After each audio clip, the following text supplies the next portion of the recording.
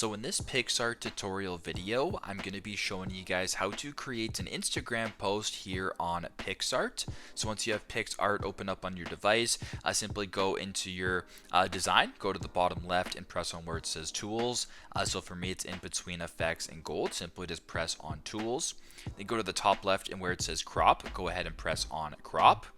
And if you want to create an Instagram post, slide this bar at the bottom all the way to the right till you come across the Instagram icon. So for me, there's three different options here. You can go ahead and press on square. This is just a basic square Instagram post. You can also do portrait, which is a basic portrait Instagram post, or what you can do as well if you want to post an Instagram story.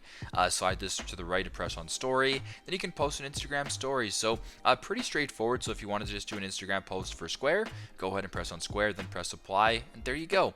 That is how you guys can create an Instagram post here on PiscsArt. Thanks again for watching, and I hope this video helped.